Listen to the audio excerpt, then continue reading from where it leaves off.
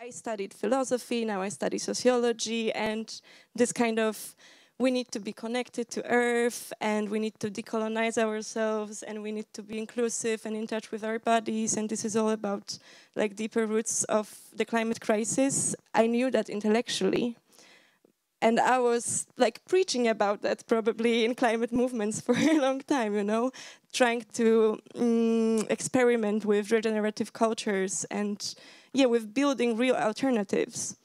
But then, around like 1.5 years ago, that was a moment when I felt like I don't know. Like I don't know what to do. I just gave up for a moment because there are so many options, so many things we could do with the climate crisis. It's overwhelming, and I felt incompetent for that. And then I started to realize that all this theory about different approach to myself, which is kind of a reflection of different approach to the planet and to the others, and really staying in connection, that this is something that will help me serve the uncertainty. And what you said about young people not feeling like they don't know enough, I think none of us knows enough. And I feel like I believe that it's a skill to admit that we have no idea what to do with the climate crisis. No idea. And actually, if somebody feels like he or she has it figured out, it's a red flag for me. Like probably for me, like it's a red flag of being in denial of the gravity and complexity of what we're facing. But actually trying to act without knowing what to do, what's going to be the outcome, and how this whole entangled system, like how to operate within that demands a lot of courage, but also, just some like inner work and inner composting for me. So like now for about 1.5 years, I'm not in the regular activism because I really try to look how I'm going to act in the world and what I'm going to embody if I'm going to trust these qualities that help me go with the uncertainty. Mm-hmm. Could I respond? Gladly. So, I feel it's important for me as a mature person to say that there are things that we can do and that we must all do what is right. And we absolutely have something, there are things that are more regenerative and things that are more degenerative. And we must all try to do the better things. And these include de-escalating fossil fuels, de-escalating livestock agriculture, working for the distribution of social wealth, because, the rich have a lot to answer for. So, sign the Fossil Fuel Non-Proliferation Treaty, sign up to the campaign for an ecocide law.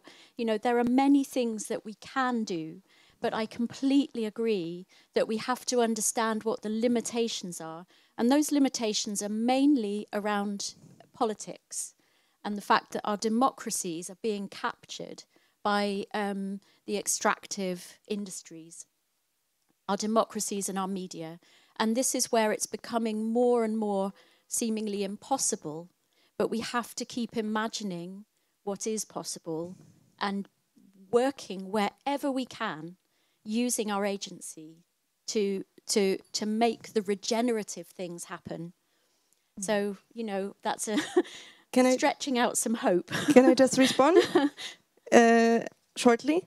I didn't mean to suggest that we don't have the agency to actually, make world a better place.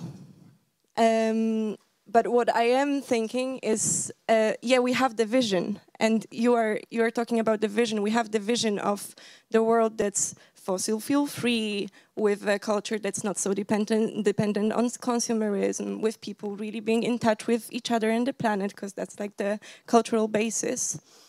But then, like, the first thing is, you said, like, there's so much things to do, and that's part of the uncertainty. Like, which part is mine, and how do I navigate between them? And then there is also like, in the action, there is a lot of hopelessness.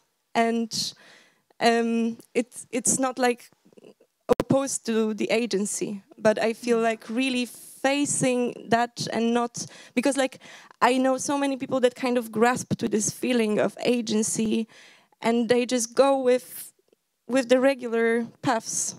And we need experimenters, we need people who will act courageously, because we need to change our cultures and ourselves and our systems so fundamentally that it demands something new, something that I think wasn't really here. Yeah. Talking about agency, I think it can be defined on different levels from different angles. Yeah, and I would like to ask you, Bridget, about the Climate Museum UK and the way how you work with emotions. Yeah, because as you, Jadwiga and Zofia, you were stressing, or you stress not only during this discussion that living truly, fully, and lively. This is something what's is really needed now. Yeah, and to express what is it in us. Yeah, so I would like to ask you about the way how you process those emotions, help others to process it, yeah, through art. Yeah. So Climate Museum UK is an experimental, non-traditional museum. It's not really a museum in that we have a building with collections and exhibitions. We are actually a collective of practitioners who explore participatory arts and heritage engagement in places across the UK. We're about 29 people, and we come together to share our approaches and to work together on projects. And we have a number of principles that we share. So we aren't really science communicators. We're not talking to people and trying to get messages across. We're really focusing on the social and emotional aspects of the issue. So we develop a range of different activities. It's very much an inquiry into what works. So we're testing different approaches, all very conversational, and using art and making as a mediating tool for people to find what's in there. You know, when you make art, you discover things that you had inside that you didn't know. And also we do activities that bring people together from different perspectives. So we do an activity that is about conversation around areas of difference. So, for example, some people feel that we must slow down and some people feel that we must speed up. So, you know, we might have a conversation around that and bring people closer, find out what's the common ground. Other activities we do are about it's a process called People Take Action, which is exactly what you were talking about, you know, wanting to know where in this great spectrum of possible activities, where is my ikigai, my purpose? So in People Take Action, the process, there's 8 possible pathways. All of them are pushing you out of your comfort zone, but still within your realms of capacity.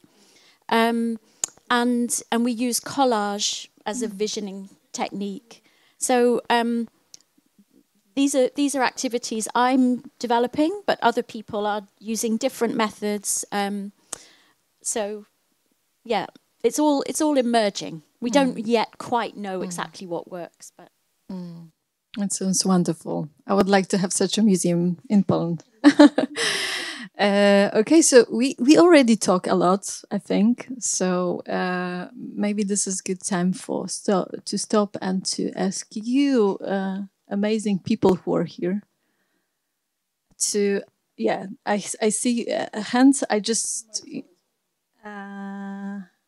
ask for the microphone.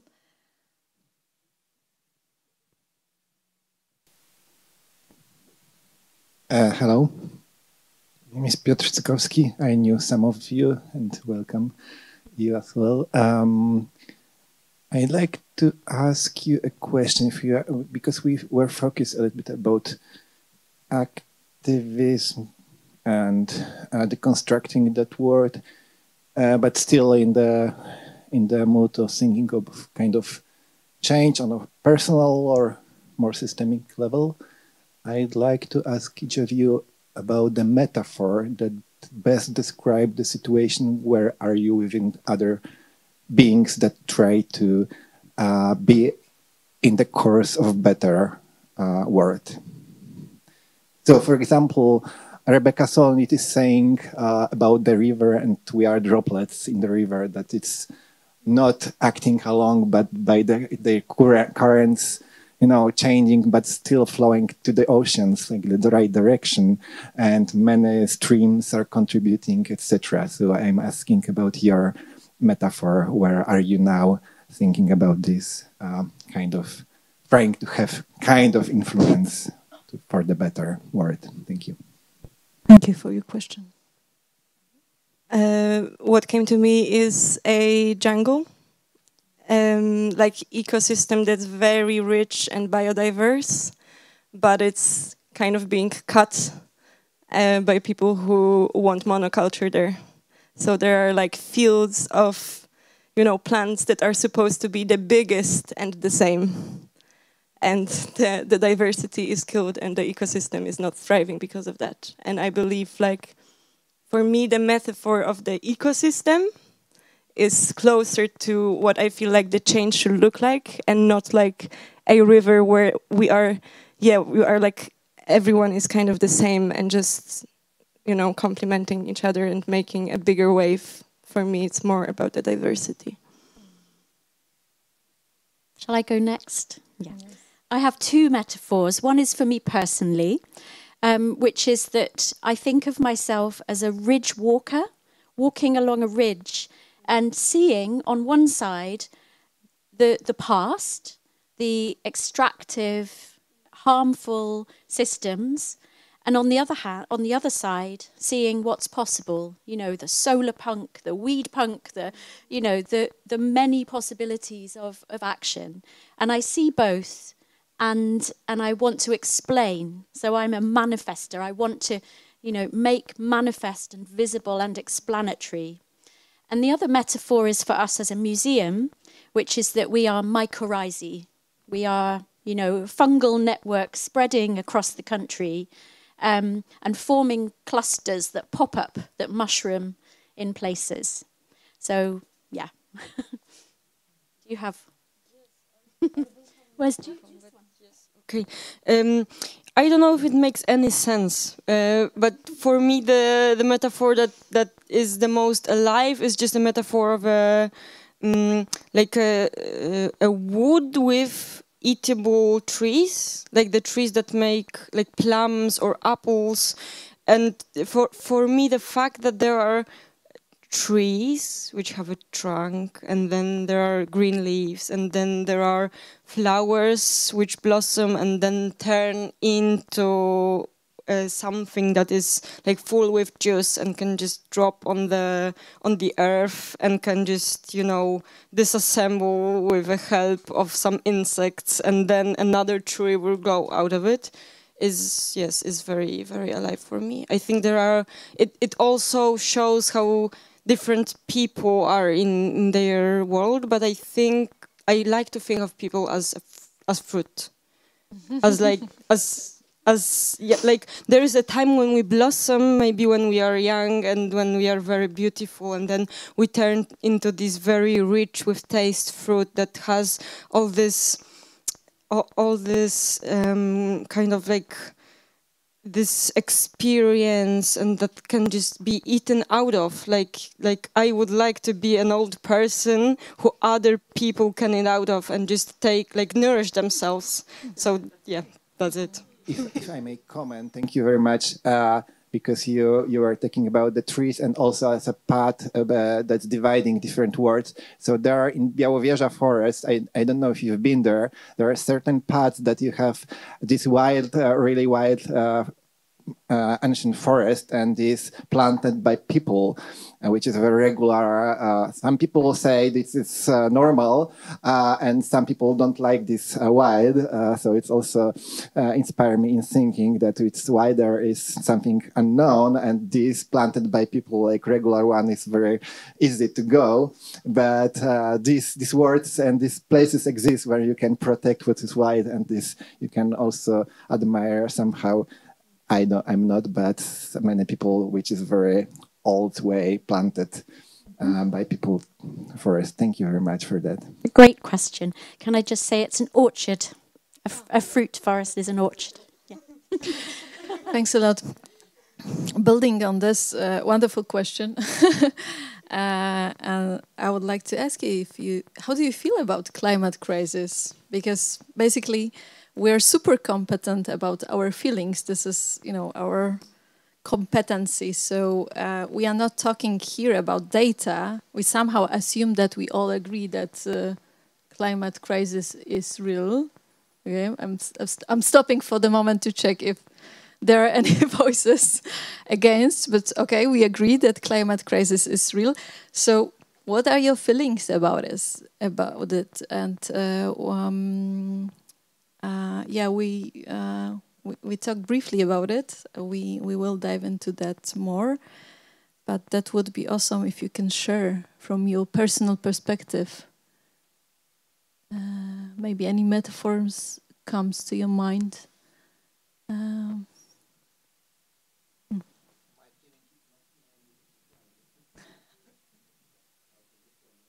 Okay, I have a different opinion, so we can argue about it downstairs.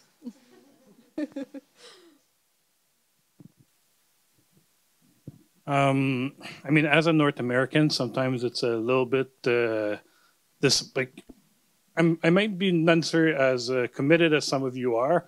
Tend to be more in the middle of things. I mean, as a North American, I think it's a bit hard sometimes because I see a lot of, and that will come to a question. I think I see a lot of things are not changing easily, and I see coming from Canada, who we are a country that likes to say a lot of things and commit to a lot of things, but when it comes to it, maybe talk a bit more than we actually do. So it is kind of hard in that sense especially, I'm supposed to be like the chairperson of the Green Committee at my work, and I'm like, I don't want to do it, not because I don't believe in it, but because I don't believe in the climate crisis. I believe in it. I think there's a lot of things that need to be done, but it frustrates me that but you want me to be chairing this committee that all it's going to do is talk around in circle, make us feel better about this major crisis that we need to address in very concrete ways, and still our policies are not great. And I'm like, so I don't want to be that person who, despite my strong belief in the climate crisis and the issues with climate, I don't want to be the person who then acts as greenwashes the reality of things. And that's why I've been very avoiding my shirking. Again, sorry, English is my second language. Probably betrays where I'm from in North America. So I've been avoiding doing these things because I just don't want, I'd rather not wash the reality of the world. And every time I come to work, all I see is a sea of SUVs, and I'm like, and I walk to I'm lucky I live downtown in Warsaw. I can walk to work and everything, but it's so frustrating. Even people that live downtown that go to my work, that live much closer, still take their big SUVs to go to work, and I'm just like, are you serious? So it is frustrating. So I mean, and for that, it goes to a question to you is, again, as you said, if we're all here in this room, chances are we all believe in this crisis, but that means we're also probably an echo chamber. We all believe in the same thing. We're all talking to each other, and we have an issue in our world of big echo chambers where we all do the same thing. The Republicans, in the US, they go to their meetings, they have their echo chambers. Same conservatives in Canada, liberals in Canada, and all of the different groups with their different political opinions, all they do is either go online or go in forums, talk to each other, reinforce each other. But at some point, okay, great. but how do we break those echo chambers, and how do we talk in a way to people in a way that's like, it doesn't sound just esoteric, it just doesn't sound like it's clouds in the skies, but it's practical. We bring people around the table and we find compromises or ways forward that bring everyone, because if we just talk to each other and tell each other, oh, things are bad, or stop doing this, stop doing that, like at some point, well, people will, yeah. Super important question. Thank you. And what are the answers? I just wanted to name that I hear a lot of frustration. That's the feeling I hear. And I might not have an answer. How do we go out to people and talk? Like, I hope my my experimental answer is, like, one of the possible answers for me is art. And I see it as a universal language that can just move a lot of people and can change something in people very deeply. But it's not about solutions at all.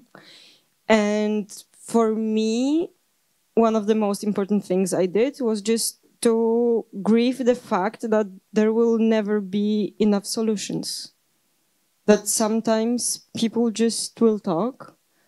And that even if they want to implicate the solutions, they will still not be enough. And that's where the climate grief comes in, and also a grief of my own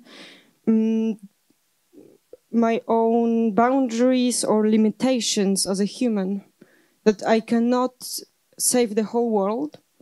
And there is this thing called impact paralysis, that we don't do something because we fear that if we do it, then maybe someone will be turned off or someone will call us this or that. But from what I hear, there can be like an impact paralysis. I won't do it because it will not be enough.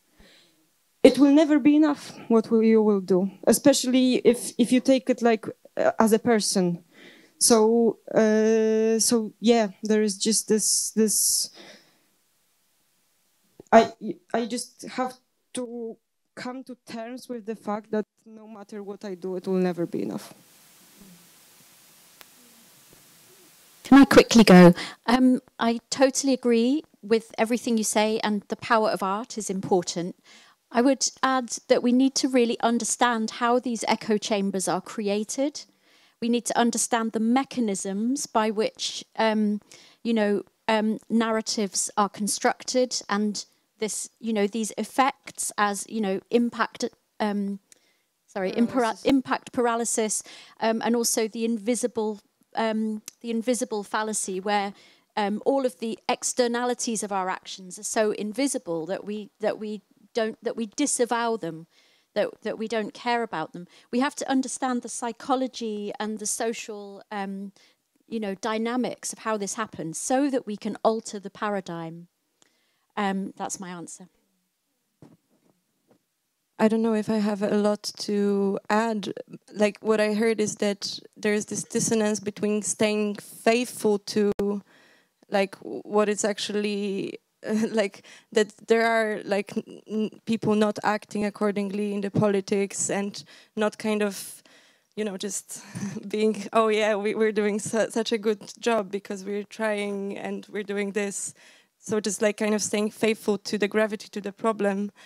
And I just think that, staying true to the gravity of the problem doesn't demand us to diminish the fact that we are having an impact, and that we are, giving some love to the world and changing something, and maybe even saving a few lives by the fact of slowing down the crisis. Or also the other perspective that helps me, because I was like a faithful revolutionary for quite some time. Like, I really, I was doing civil disobedience in Extinction Rebellion, and I really believe that we can stop all of this. If just everybody commits to civil disobedience, the climate crisis, like, chill. And even lately, Roger Hallam, the founder of Extinction Rebellion, wrote that he disbelieves that right now. and that actually this is the time of kind of grieving the fact that our social system and our culture on some levels is going to collapse. But then the work that we're doing, we are sowing the seeds for the future culture, for the future institutions. And either it's going to be a revolution, don't think that, maybe, either it's going to be like a path through really dark times, but we're going to be on the other side. And still what we are doing right now, it's going to thrive at some point. And it also like just makes sense to give yourself to the world. You want to add something? Just quickly, what you were just saying there is a through-topia. So it's, moving through the dark times, and we have to be imagining many possible through-topias. So we have to be positopian, imagining many possible ways of doing it in order to achieve through-topia. Mm-hmm. Yeah, I had the chance to talk today with you, Bridget, about different coping mechanisms people have regarding climate change or crisis. Denialism is one of those strategies, acceptance in the sense that, okay, it's as it was and nothing really changed, or this kind of narratives. But there is another position you just described, which is about, standing at the front of all these concerns and ambiguities. Yeah, and this is really borrowing the word you used some time ago, mature attitude, in my opinion. Yeah, that you can somehow live and work with all these complexities and not very comfortable feelings. Yeah, so I think that this is a good moment to talk about climate grief and how you understand that and how it's how it affects, how it's expressed, how it is expressed in your lives and practices. I cry a lot, which you witnessed all.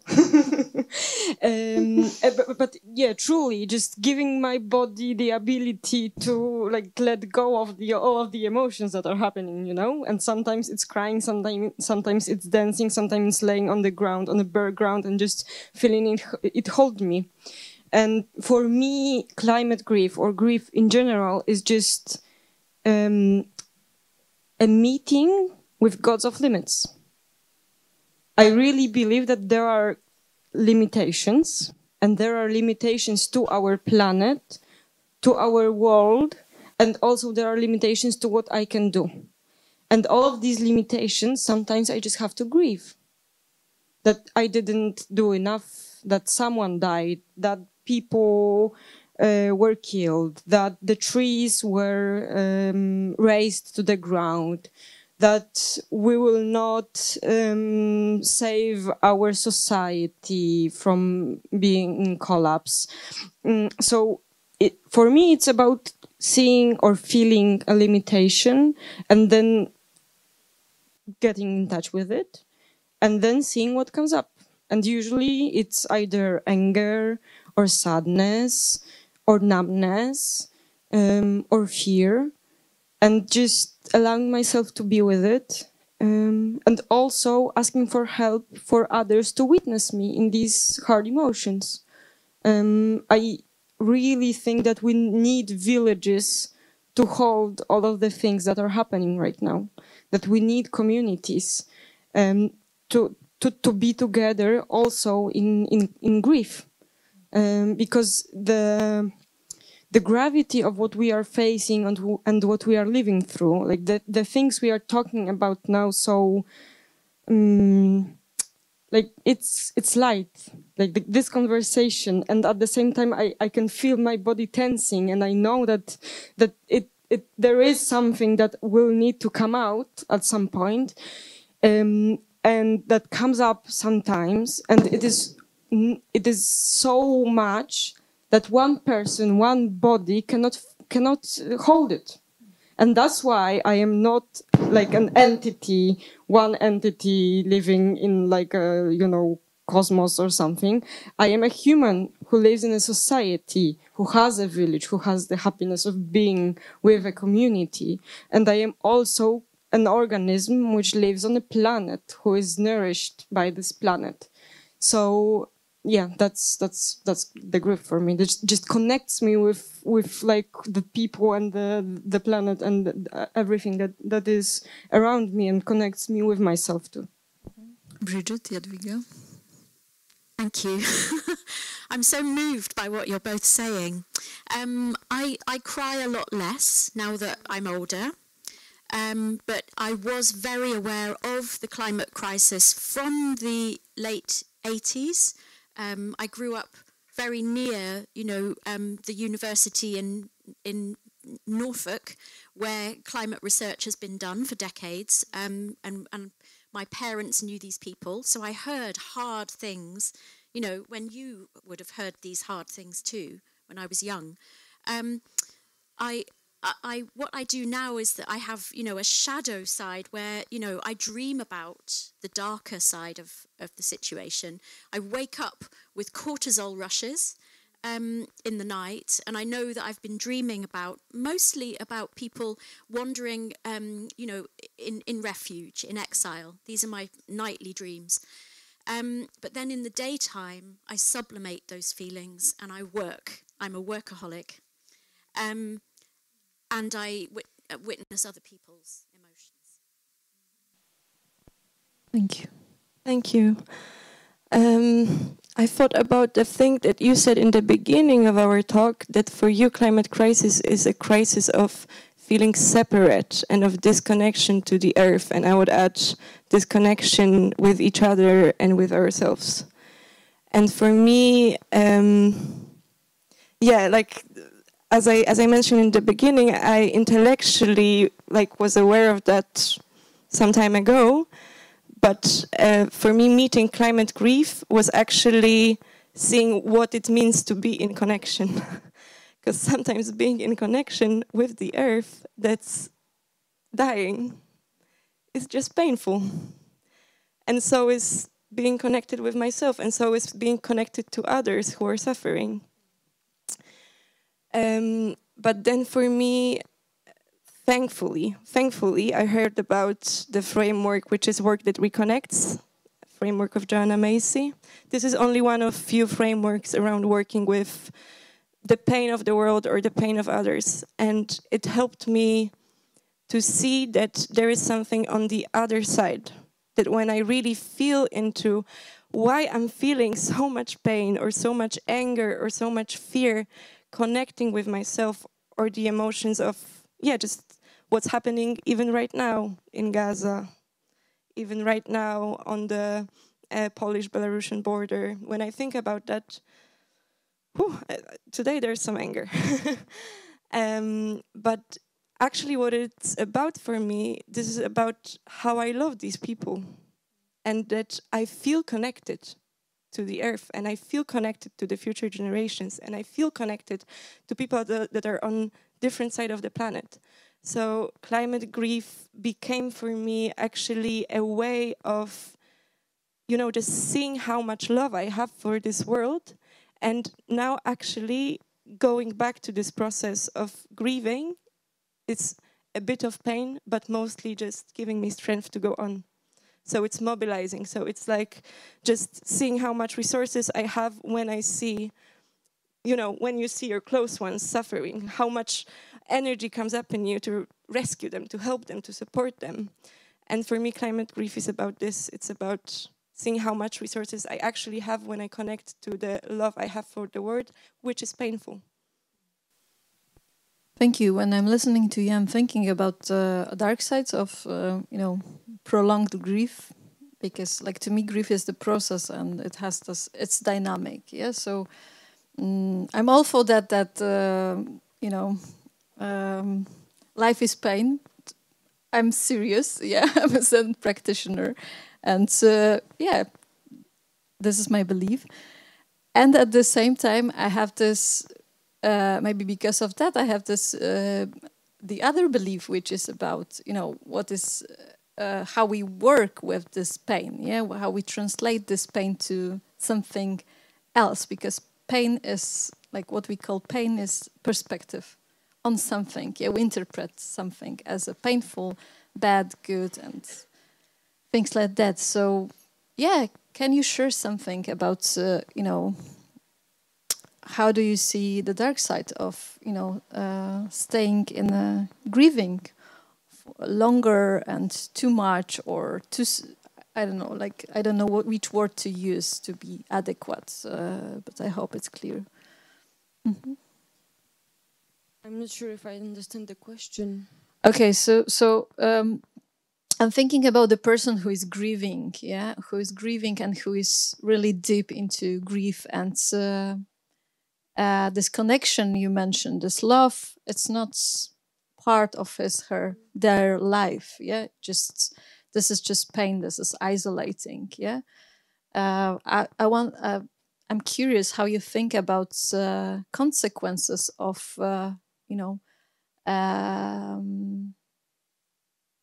this person acts in society, how this person or the group of people, how they are in a society, I would then say that it's not really grief, that it's because grief is something that helps you to get to let go of, because you meet the fact that there are some, as I said, limitations. So okay, I see the limitations, and then I can go, and it's not prolonged.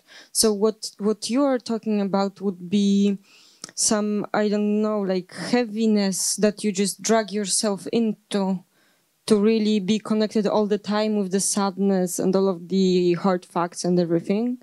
And what, from like my experience and from what I see, sometimes it very quickly asks for a form, or for like some action, or for scrolling, or for taking too much responsibility, or for, if you don't have enough energy, just lying in bed for like months or something like that.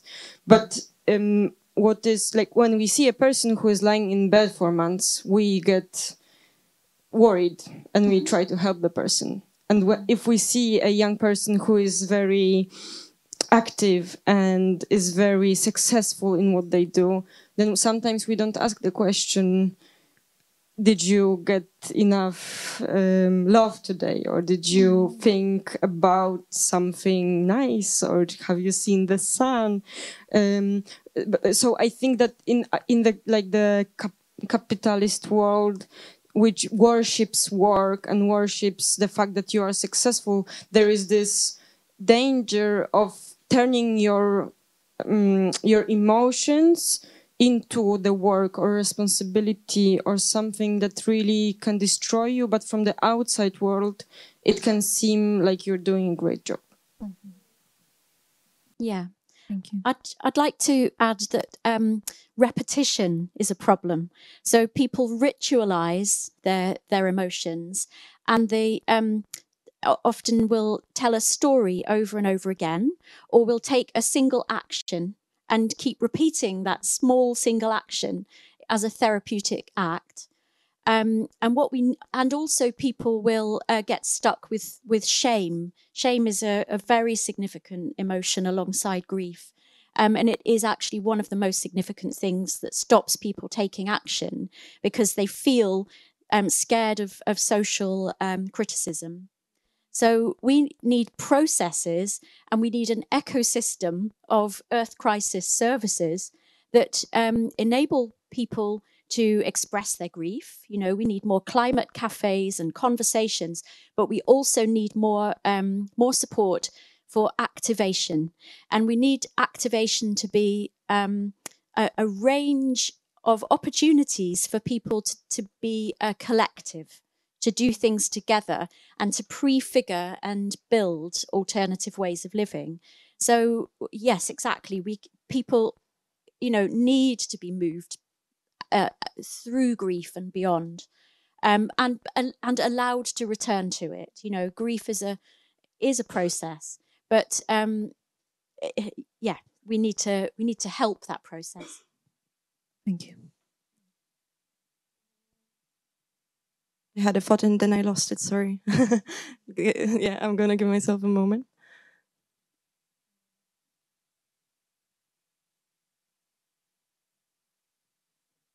Yeah, you said like that grief is a process, and I wanted to add that with the climate crisis, I think it's a process that will come back inevitably. Like that it's not that you once like cry over the fact that it's happening and then it's over, but there is a risk of staying in that low point without agency and without any light in the tunnel. So yeah, it's important to remember it's a process, so it has different stages. But for me, it's also like a spiral process that's going deeper and deeper every time. And you are like in the spaces when you have the capacity to act, and you are in the stages when you need to nourish yourself with other people. And then different stuff is happening in the world. And what's healthy, I think, it's to grieve that again. But it becomes a practice, and it gets, I think, easier and easier in a way. Like it's easier to trust that you're going to come out of this, and it's easier to get the support and stuff like that. But what I think is, yeah, I lost the word in English. Zagrożenie. Yeah, the threat of the climate grief and like staying in that. Maybe I will say like from a different level. I think that we have a tendency to hear that people are offering a solution, like something that we should do, and that then take it as a thing that we should do continuously, or that this is the one thing that everyone should do. So there is like this figure of a person, of a doomer, who's like constantly in grief because that's a noble thing to do.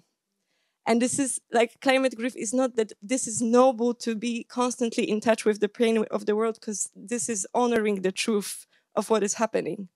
Honoring the truth of what is happening is loving the world actively and, yeah, acting on what is happening.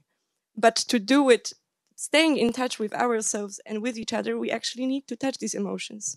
So, yeah, like I think the threat is basically to stay in this noble, yeah, like existentialists in a way, you know, like the life is not about thinking that we're gonna die every time, you know. This is the truth, and sometimes it's so important to think about this, to let this in, because this makes us make good decisions, right? Like when I think that I'm gonna die, I actually think what is the meaning and what I want to do. But just clinging to that is, yeah, it's the opposite of life. In our activities, we do a lot of live action role play, or when people are working in groups, we suggest that people play different roles, and it does help shift people out of, you know, the scared doomer, or the, you know, so people might play the parent or the child, or, you know, it enables people to shift perspective. So, you know, that's just one opportunity there to try shifting perspective. I would just add one more thing, to remember why you're doing the grieving. Like you are also doing it to become fully alive. Like there are two sides of this. There is the image of a bird that comes in many indigenous culture, and on one wing there is grief, and on the other wing is love. So by getting in touch with the death that's happening around, I can be more alive. I can be more like fully alive, because I know that at some point I will die. So I have to make the most of the time that I have right now. I don't have anything to add and comment. I'm just curious what our audience think about it, and if you have any thoughts or comments about climate grief, which is complex topic. I've got a question. Well, grief might be part of the answer. I was just wondering, as activists and members of civil society, what your thoughts are on and feelings are about the responsibilities of other actors like government and businesses.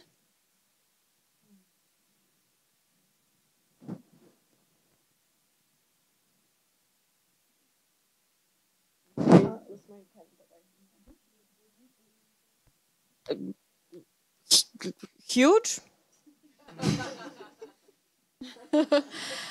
Okay.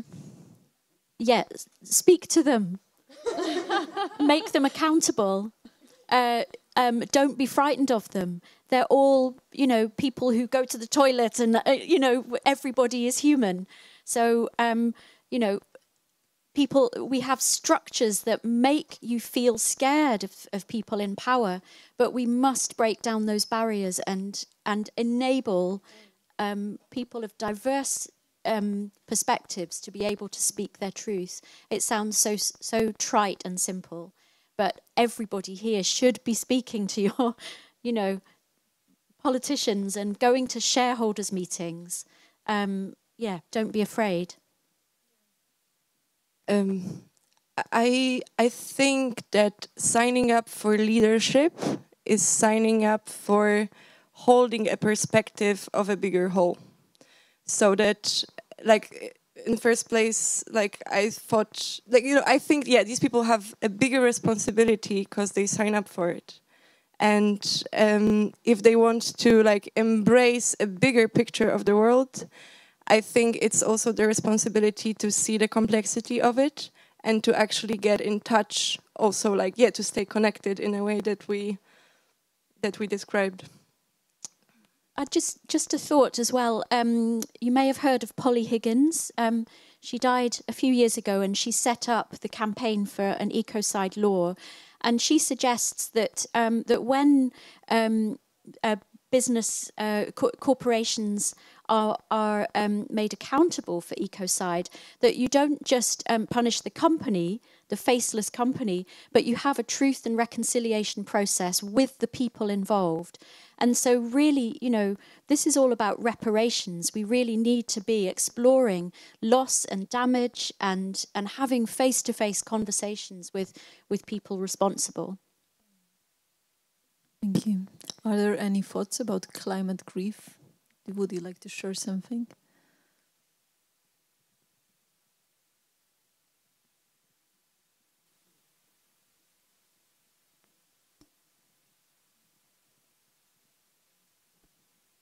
So I actually have one question about community, because I feel like in a lot of your responses about how to deal with climate grief and with all the emotions that come with the climate crisis, the importance of community really pops out a lot. And I feel like when you're already an activist and when you're already in those spaces who do something about it, it's a lot easier to feel like you do have that support and you do have that community. And I guess I'm just wondering, like, what we can do as activists, or as people who, like, on a daily basis do something about the climate crisis, whether you're an activist or maybe you create a museum or something, to reach out to those other people who also experience all those emotions, but they don't feel like they do have an access to a constant community because they're not activists, for example. They're just, I don't know, depressed teenagers in high school or something like that. So, yeah. There is now this tendency to privatize whatever we're feeling and individualize it. And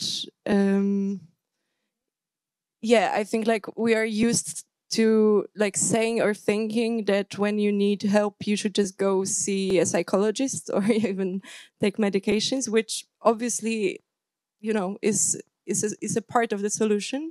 But I think, yeah, for the community, it's really a role of cultural institutions for me. And yeah, for me, like, theater should be a place of these kinds of meeting. This place is actually fulfilling its role very beautifully, connecting us on this meeting today. Yeah, and I'm not sure how to answer your question, but there is a lot to be done in the culture area, I think, and we've had like crisis in that area in Poland for many years, and I see and I believe that it's changing. The events like that give me hope for these spaces to really be created. Yes, I can. I just have like a very simple answer, because both me and Zofia do workshops, and also we are part of Osada Earth, which is a community based in Drawski Park Krajobrazowy. Drawski, like a part of Poland, northern part of Poland, where there will be like a center where people can just come and get in touch with their feelings, and also be held by a community of facilitators and other people who can help them. And there are like camps and laboratories and like events that are open to other people who are not only climate activists but just feel something and want to come. So that's like a very specific place that we can talk about. But there are many other activists and also many other movements which also create spaces that are open to other people who can just come off from the street. Yeah, I just want to say about cultural organizations, there's a big irony that the more that government policies and, corporate actions create conditions that are harmful and cause people to suffer, the more that cultural organizations have a role to tackle those systemic problems. But then the more that those conservative governments reduce their funding because they're being too radical. So this is where the role of experimental, sideways, third spaces are coming into play. Because we can, play around the edges, but we can still work in partnership with those bigger cultural organizations. And I'd like to mention another phrase or approach, which is called micro-solidarity, which is about forming community in a nested way, starting with, immediate neighbors or friends that live quite close to you, and forming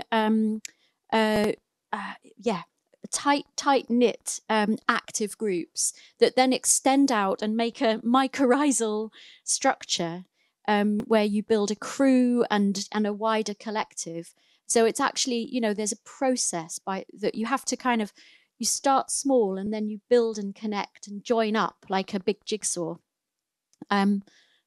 So, that's a metaphor in a way, but it is an actual process that you can go through.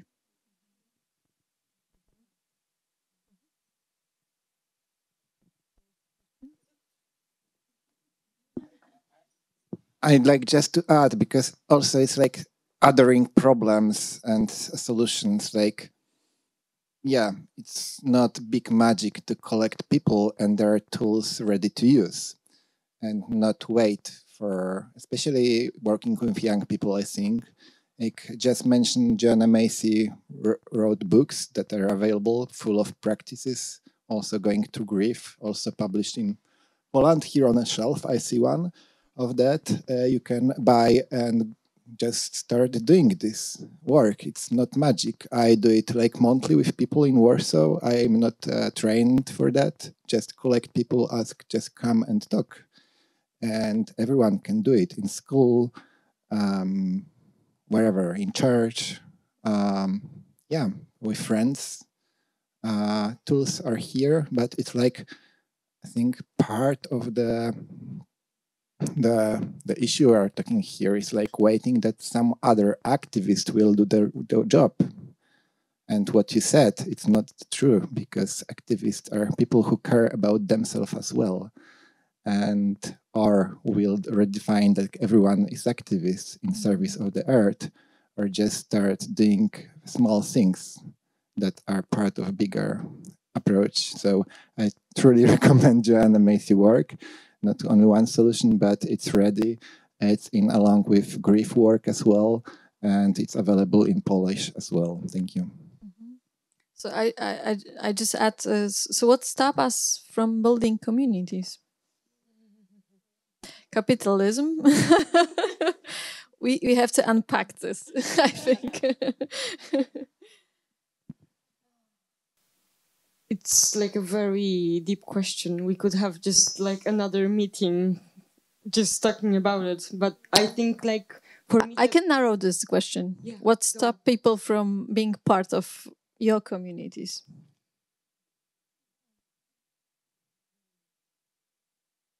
I think in my perspective, it's mostly the perception that we demand so much.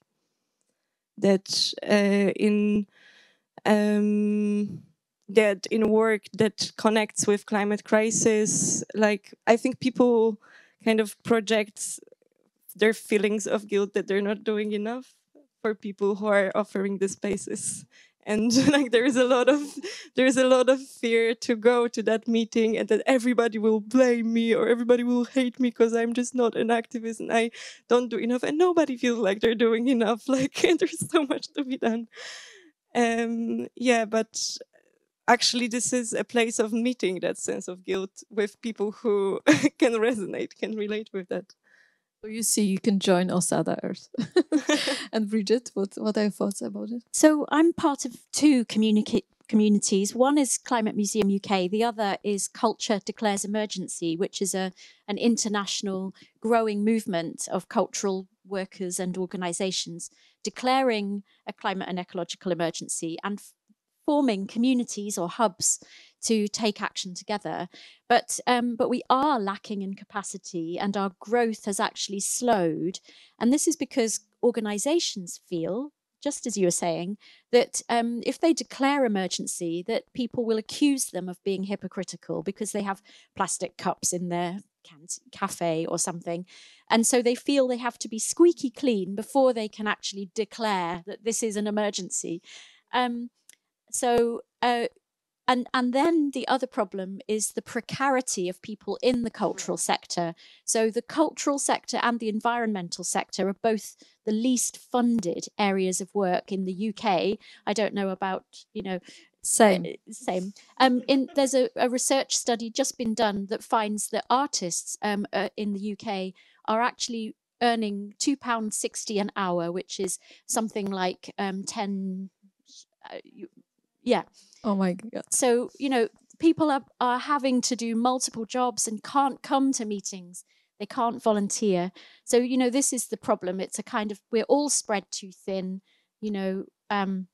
as our well-being declines because of multiple environmental issues and inequalities, then we have to focus on eating well and caring for each other. So, that's the main thing. Stopping, yeah.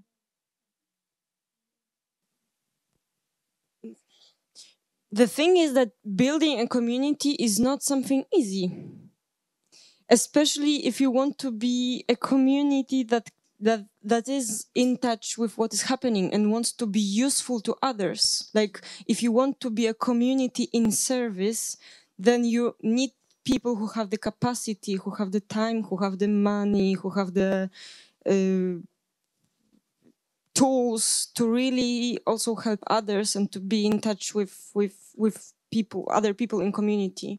So I think that's the thing, that there is this we all want community. It's something that it's a birthright to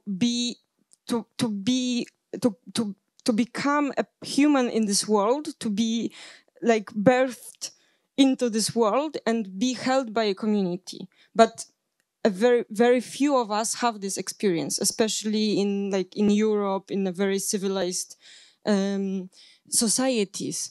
So we want it, and at the same time we fetishize it in a way. We say like, okay, community will solve all of our problems, but community is not about holding hands and dancing in a circle. It's about like a very hard work sometimes, And it's also about facing your own like limitations as a person who has not been raised in a true community. So from my own experience, it is really hard sometimes to not dissociate myself or not to step back from the community when I feel that I might be too much, or I am not good enough, or I am not strong enough, or I do too little, or something like that. And so it requires courage to be open to being seen in these soft spots and these spots when you are not enough sometimes. So I think that's and also the image that we have, and then when we see, okay, it's not so easy, and the community I am in, I don't like all of the people, we disagree on some things, we don't have the time to do this, it is easy to just step back. And I understand people who want to step back and just don't have the time or the resources to do it. And at the same time, I want to do the work, but I feel that it is also a privilege to try to build a community in these times, because it is also it is a resistance, it is activism. I feel that you just respond on the question from our online audience and viewers about the insights that supports you in your grieving process, anchor points, if there are any you see, perceive that help you in this process. But maybe there are some other thoughts, Zofia or Bridget, you can add to this point.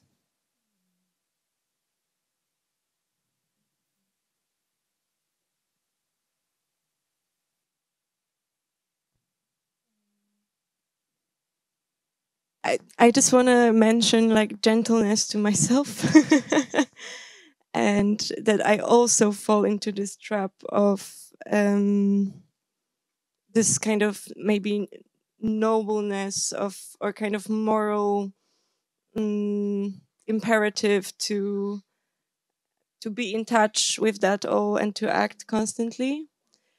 And I think I want to just mention that as a disclaimer, I think to all that we said, that sometimes what comes up when I intentionally even make space to connect with the pain of the world is actually what's happening inside me, and what are my, past things or current things that I'm going through.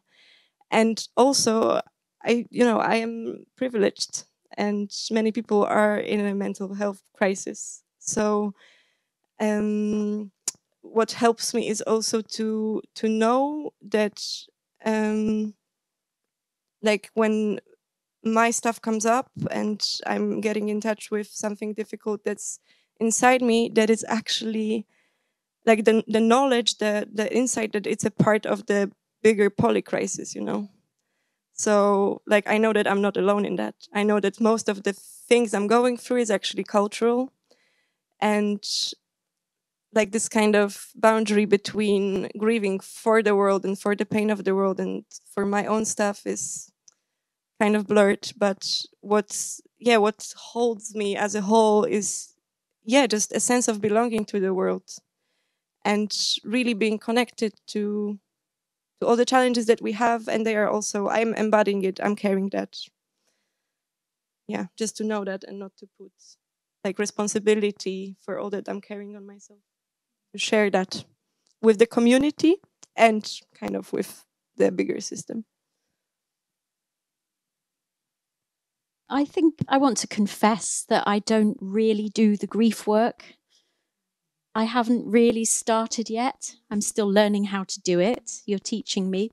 I sublimate. I throw myself into work, into explanation. I don't look at the shadow side enough. I haven't. I'm a sensitive person, and I can't bear to see images of people and animals being harmed. I just, I can't look at them, and I can't look at them in my mind. So, I don't really have, anchor points of grief work because I'm not succeeding in doing that work. Thank you all. Yeah, I would like to check if there's something what came up now for you.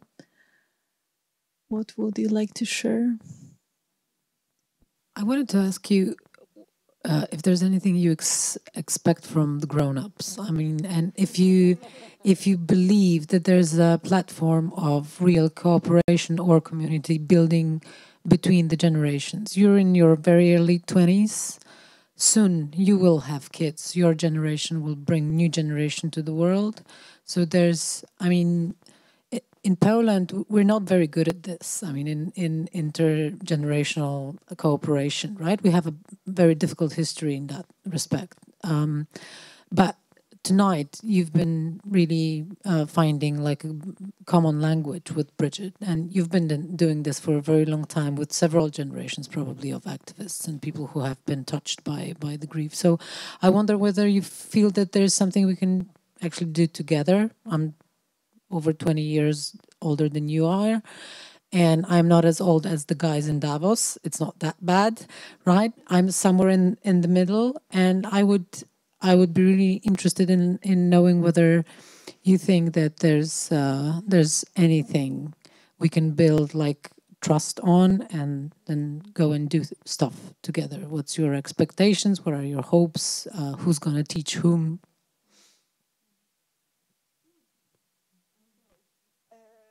So part of what we're doing in Osada, in the community we're co-creating, we call Laboratory of Growing Up. And this is like, I know you asked this question, so I'm a bit ashamed because I at any point don't want it to sound personal. I don't even know you. But I feel like a lot of grown-ups pretend to be grown-ups to help us in our like youth activism. And there are so many processes so many people need to go through because our culture is immature. It just doesn't support growing up. It supports like, yeah, just giving birth to kids and making a career. And that's like what grown-up definition is in our culture.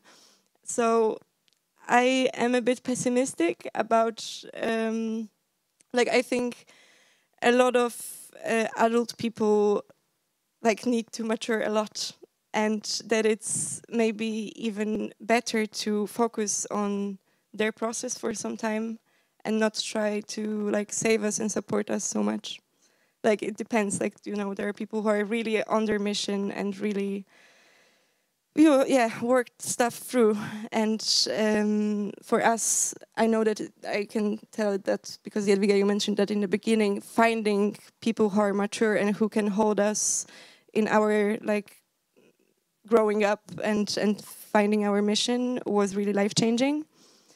But I think like this is part of the poly-crisis as well, that we are immature culture, and yeah, so my only wish is just not to pretend. Let's just face what we have. Yeah.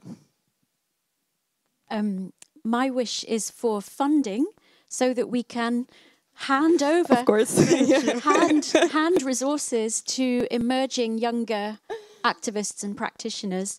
And you know, as programmers, if you are in control of, you know, any stages or publishing companies or anything, please stop giving so much platform to older people, to white people, to men, you know, to able people. Diversify.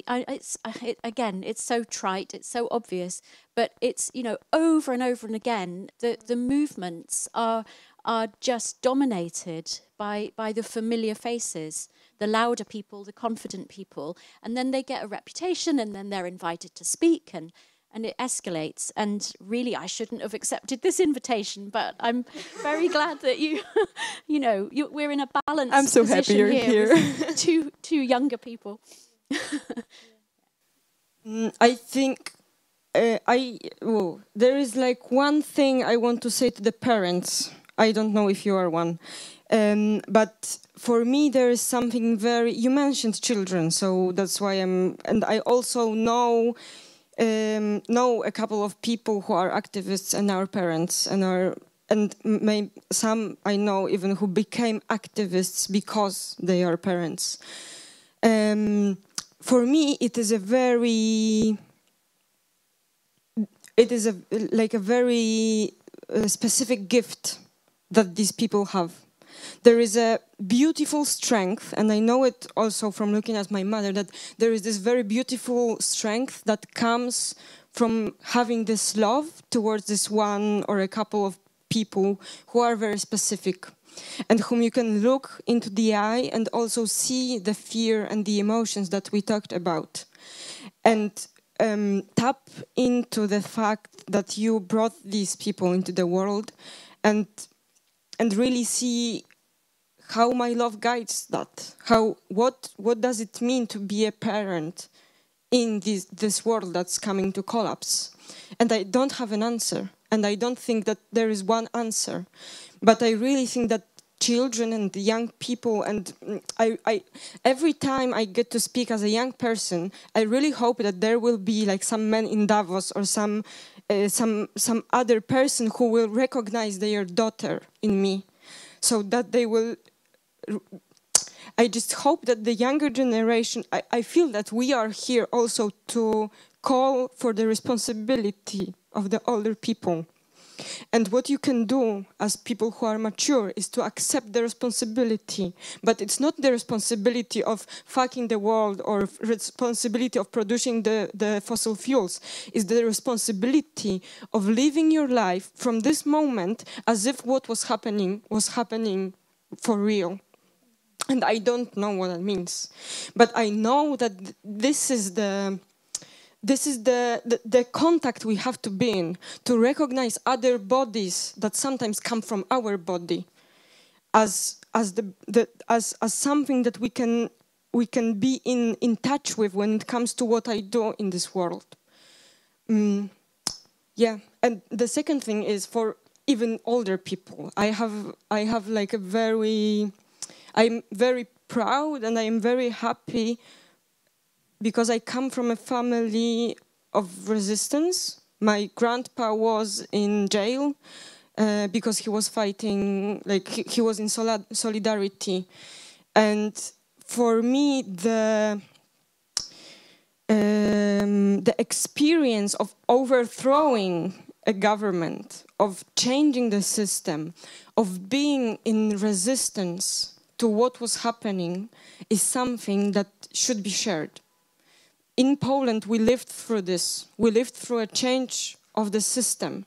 And there are people like Henryka Krzywonos or Lech Wałęsa or Anna Walentynowicz. Some of them, like Anna Walentynowicz is obviously not with us anymore, but there are people who still have this in their bones, what it means to really face, because we talk sometimes about Gandhi, about Martin Luther King, but we really have these people who carried the revolution in this country, who speak the same language, who were there in Gdynia, who know the smell of the sea.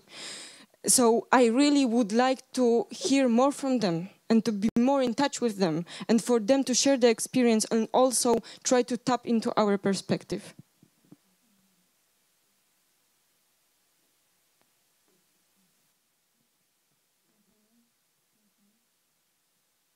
I wanted to thank you for this wonderful conversation and mature conversation about climate change, no matter what the age is of the people here. Yeah, I think you just show us that maturity is not about age, but about, reflection and attitudes. And thank you for all these wonderful comments and questions, everybody.